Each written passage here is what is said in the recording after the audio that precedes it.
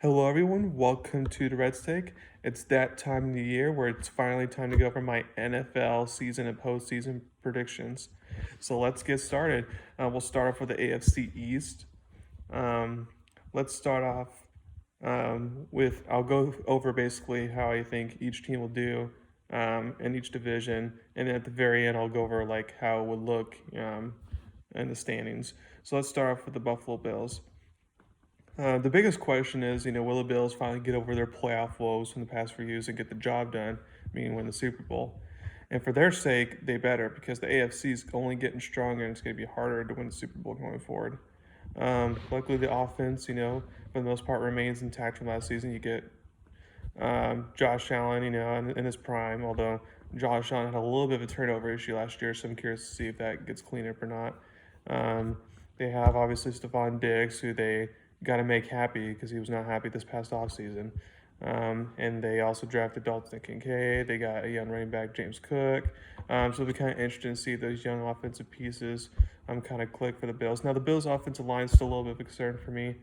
But otherwise, I like the Bills' offense, and the Bills' defense will be good once again. Now, one thing that is a little bit interesting is that former defensive coordinator Leslie Frazier decided to just quit or retire or whatever you want to say this right after the season was over. So now Coach Doug McDermott's going to be, or Sean McDermott's going to be calling the plays now on defense. So I'm curious to see how that changes the defense at all. But I think the Bills, will once again, be good.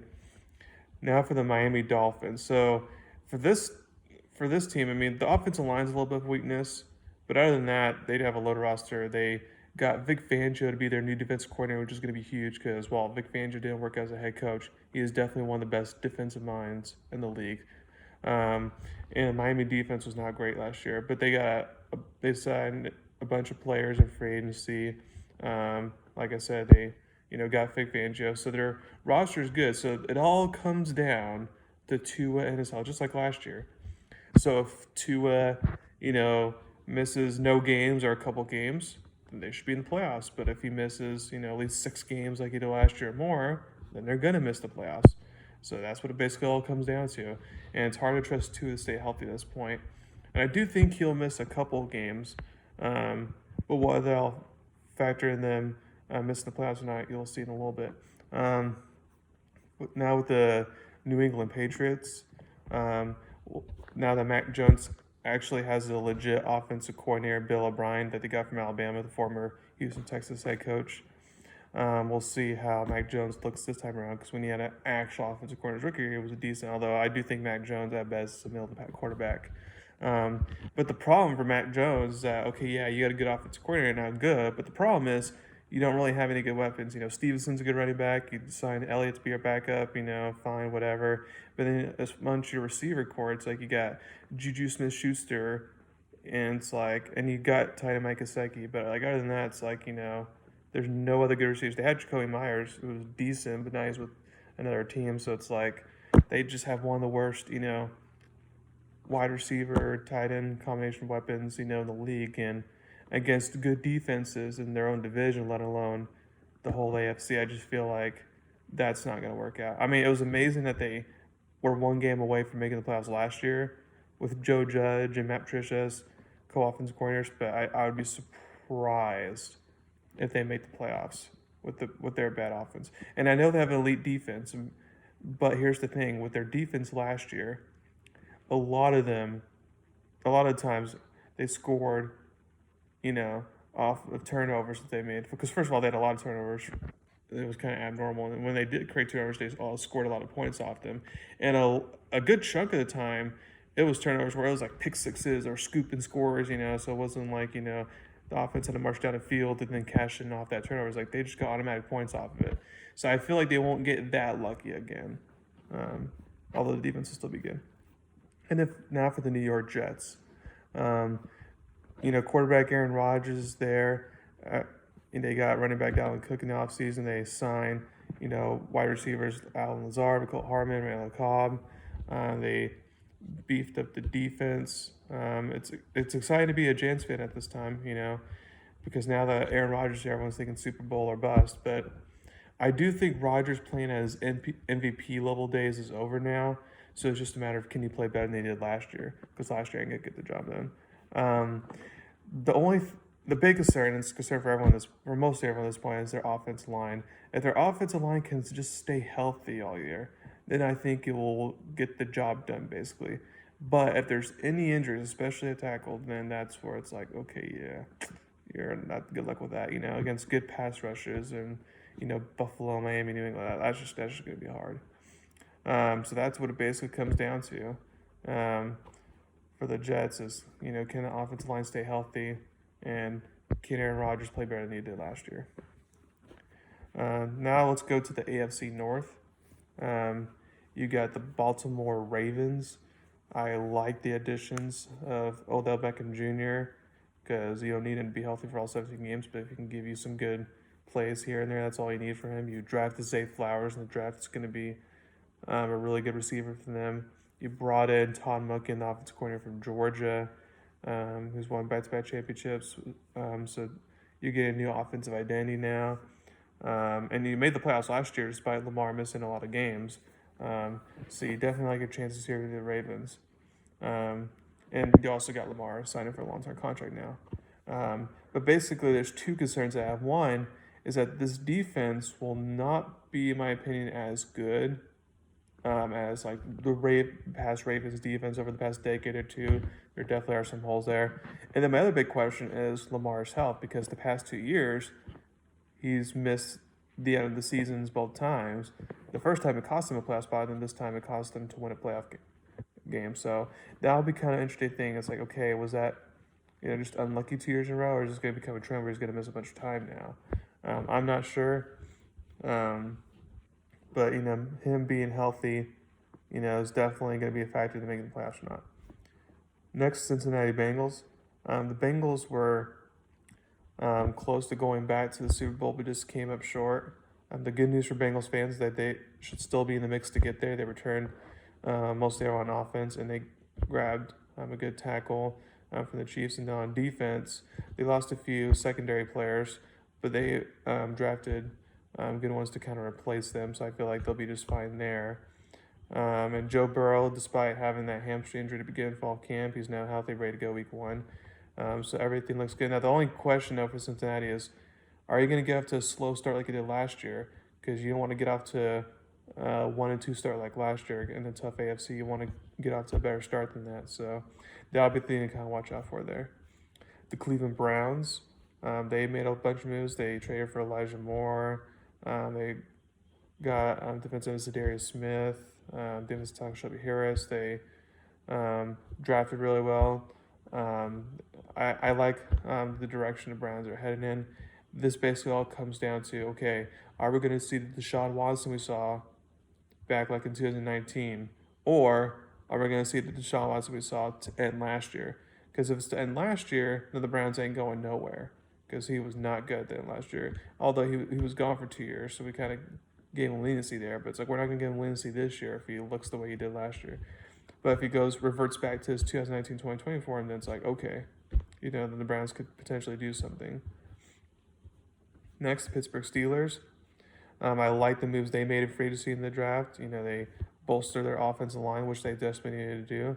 They got some extra weapons, which they needed to do. They drafted a lot of good defensive players in the draft, which they needed to do. And I know it's just preseason, but I definitely like what I've seen for them in the preseason. I feel like Kenny Pickett could potentially make that step in year 2. Mike Tomlin's a good coach. This team's going to compete. He still avoided a losing season last year, by the way, despite starting Trubisky and a rookie quarterback. TJ Watt's health will definitely play a factor because when TJ Watt was out last year, the Steelers struggled to win games. When he was in there, they won a lot of their games. So I feel like the Steelers, as long as TJ Watt's healthy, will definitely be in the playoff mix. My only concern, though, is I'm not a believer in their offense coordinator, Matt Canada, and was surprised he was brought back for another season. He could be the difference in this team making or missing the playoffs. Now let's go to the AFC South. We got the Houston Texans. They drafted C.J. Stroud, the second overall pick. They traded up and drafted Will Anderson Jr., the pass rusher from Alabama, the third overall pick. They made a bunch of free agency moves since they had a lot of money to make moves. Getting running back Devin Singletary, wide receiver Robert Woods and Noah Brown, tight end Dalton Schultz from the Cowboys, Shaq Mason, offensive lineman, a bunch of defensive players as well, like Denzel Perryman, Jimmy Ward from the 49ers, Sheldon Rankins, stuff like that. So they definitely have a better roster now. But the problem is I feel like even though with the better roster, I feel like the win or loss record may not reflect that. But even though I typically like hiring offense coaches, I definitely like them getting the 49ers defensive coach D'Amico Ryans being their new head coach. The Houston Texans clearly need a reboot, not just on talent but on culture at this point. I feel like D'Amico Ryans could potentially change that culture. Next, we get the Indianapolis Colts. They drafted Anthony Richardson, the fourth overall pick, and Jonathan Taylor is going to be out for at least the first 4 games, and not even potentially maybe miss the whole season as Colts tried to trade him and all that. So I feel like the Colts they have one of the youngest rosters in the league, so I definitely think they're going to be in a rebuild this year. As much as the Colts have made questionable moves recently, I do like that they hired Eagles offensive coordinator Shane Steichen as their head coach because he has a proven track record of getting the most out of quarterbacks. He got the most out of Justin Herbert's rookie year. He made Jalen Hurts go from questionable to now franchise quarterback. So I definitely feel like the Colts, at least offensively, may be interesting here. But this, again, will just be a rebuilding year for them. Jacksonville Jaguars. I thought that, I was surprised that they made the divisional round and competed with the Chiefs in the divisional round in year 1 under Doug Peterson. And now that's year 2 under Doug Peterson and Trevor Lawrence, continuing to improve and all that. And all the talent they've been getting. Calvin Ridley is going to be back because he was suspended all last year, so that's going to be huge for them. I feel like the Jaguars now can not just say, oh, yeah, we made a playoffs. It's like, okay, now we can try to compete, for a title at this point. The defense there are some holes in the defense that is still concerning in my opinion. But other than that, I like the direction the Jaguars are headed in. Next, you got the Tennessee Titans. They obviously got wide receiver DeAndre Hopkins in free agency. They improved their offensive line, but besides that, I know the Titans play hard. They're good under Mike Vrabel and all that, but I'm just not buying into this team this year. Derrick Henry's only getting older. He was injured a lot last year. Ryan Tannehill, he's kind of getting older as well. The Titans don't really have a lot of good skill position players and receiving core besides Hopkins. And while the Titans pass rush is good, their secondary is questionable. So now because they're in an easy division, they may be hopeful and maybe sneaking to the playoffs, but it's kind of on the outside looking in at this point. Next, you got the AFC West now. And you got the Denver Broncos. Let's see if Russell Wilson basically plays better this year because now they have elite head coach Sean Payton in the fold. If Russell Wilson still looks bad, then he's going to get the boot because Sean Payton ain't going to mess around. He's going to either get the most he can out of Wilson or they're going to move on. But I like the moves they made in free agency. They bolstered their offensive line. They had a very good draft. Like the Jets, the Broncos haven't made the playoffs in a while, so I'm interested to see if this could be the year that they finally make the playoffs or not. It wouldn't surprise me if they did, but because they have a top 10 defense, and again, Sean Payton getting the most out of his guys, or it wouldn't shock me if they didn't. They already have the injury bug going around. It'll be kind of interesting to see how they look this year. Next is the Kansas City Chiefs, the reigning Super Bowl champions. It'll be interesting to see how they look. Now, their star defensive tackle, Chris Jones, is on a contract holdout basically for who knows how long. So I feel like while that won't affect them from winning the Super Bowl, because I feel like Jones would come back before the playoffs started, I do feel like him missing all those games could potentially cost the Chiefs the 1 seed. So that could be something to keep in mind because the Chiefs have had the number 1 seed for the past 5 years in a row. So it'll be interesting to see if they have to go somewhere else, for a playoff game on the road. But regardless, they'll still be good once again. Next, you got the LA Chargers. I liked the moves they made in the draft, and I liked them bringing in offensive coordinator Kellen Moore from the Cowboys. I feel like he's going to make the offensive side of the ball better. Now I'm surprised that Brandon Staley still has his job after the blown debacle in the playoff game, blowing a 24-point lead or whatever it was at halftime. That's ridiculous. So he's definitely on the hot seat this year. And if the Chargers can't get out of the wild card round in the playoffs this year, then expect Staley to be gone at this point. But they definitely have the roster pieces to be good this year.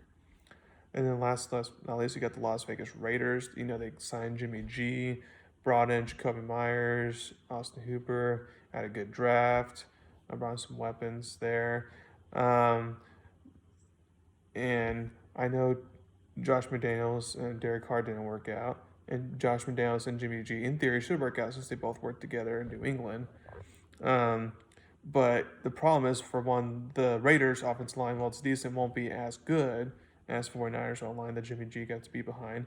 And then number two, the Raiders' defense, especially specifically the second, because the pass rush is good, but specifically the secondary is not as good as the 49ers' defense. So therefore, he's going to have to be in more shootout type of games. And with him being a tougher conference in the AFC, all that, I don't think you're going to get that same Jimmy G you got with the 49ers, especially. Another thing to keep in mind is, will Jimmy G stay healthy? Because that's always a factor with him. So if the Raiders are in contention for the playoffs, it wouldn't shock me, but odds are it probably won't. So to review the AFC, for the AFC East, I have the Buffalo Bills winning it with the record being 11-6, and then I have Miami being second with also 11-6 record, so Buffalo have the tiebreaker there. And then I have the Jets at 10-7, and then I have New England at 6-11. I know it's low for New England, Bill Belichick team, but that's what I'm thinking. Then for the AFC North, I have Cincinnati first at 12-5. Then I have Baltimore, Pittsburgh tied for second at 10-7. And then I have Cleveland at 8-9. And then AFC South, I have Jacksonville 12-5. Then I have Tennessee 7-10, Houston 6-11, and Indianapolis 4-13. And then in the AFC West, I have the Chiefs first 12-5, Chargers second 11-6, Denver third 10-7, and then Las Vegas fourth 5-12. So to then review the playoff order, I would have Jacksonville get the number 1 seed, mainly because it helps that they're in the easiest division in the AFC. Then I have Cincinnati as the 2 seed, Kansas City as the 3 seed, Buffalo as the 4 seed, Chargers as the 5 seed, Miami as the 6 seed, and then Jets gets that final last spot. So then I have Baltimore, Pittsburgh, and Denver at 10-7 all right outside in the picture. Again, the AFC is so hard to predict because there's so many good teams. It would not surprise me if I'm a little more off there. That's what I'm thinking. Okay, well, thank you very much for listening to my podcast today. And in my next podcast, I'll go over all my NFC predictions and then my postseason projections. So thank you very much. Have a wonderful day.